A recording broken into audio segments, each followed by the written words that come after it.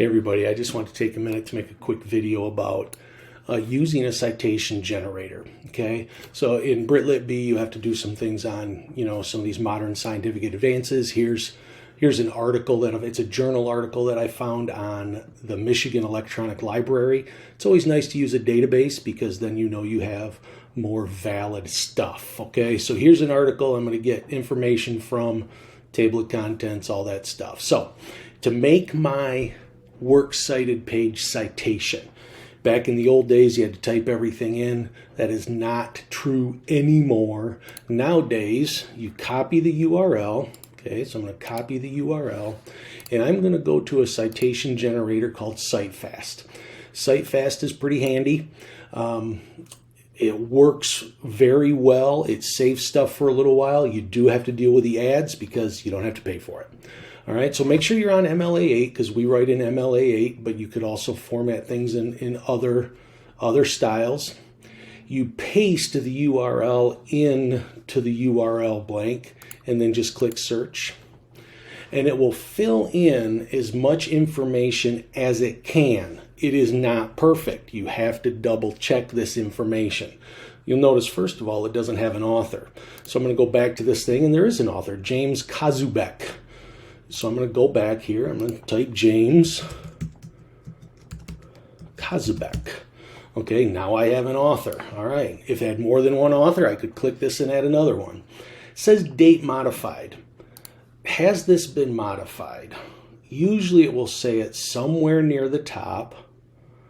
I don't see anything. Nope, so we're going to leave that blank. It's okay to leave some things blank. Not everything will have an author, right? Is that okay if it doesn't have an author? Depends a lot on the website, but a lot of times it is okay. If it's a government site or a university site, that's fine, okay? Who is the publisher or the sponsor and what's the website? So let's go back here. The website is EBSCOhost. EBSCOhost. Okay, how about the publisher or the sponsor? That very often, if it's different from this, will be somewhere near the bottom. It says EBSCO Connect, EBSCO Industry, so it's not different, so we're going to leave it the same. Okay, so we don't type anything there. If it was a different publisher than the website, yes, we would put it in. The date we accessed it, that's today, and then I'm going to save that citation. It puts it up here in this nice little box, and the cool thing about this is it will completely format it for you MLA style. If you click the copy and paste button, keep getting myself in the way, it will format it. Now this is not perfect with this dash here and then nothing and then down here with more of the URL, but that can't be helped, so we don't worry about that a lot. We're going to select all of it. We're going to copy it. We're going to go to then what would be I'll do a pages thing a second. If I was making my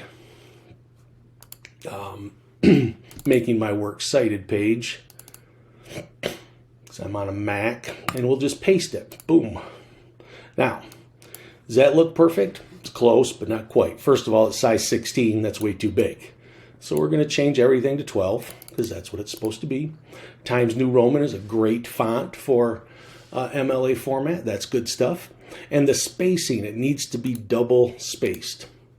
What do you call this where the first line is at the left margin and all the other lines are indented one? That's called a hanging indent. A hanging indent. CiteFast did that for us automatically.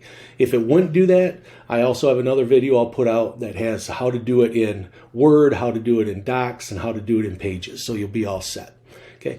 By doing it this way, you end up with all the information you need formatted correctly without going through all the work. Okay?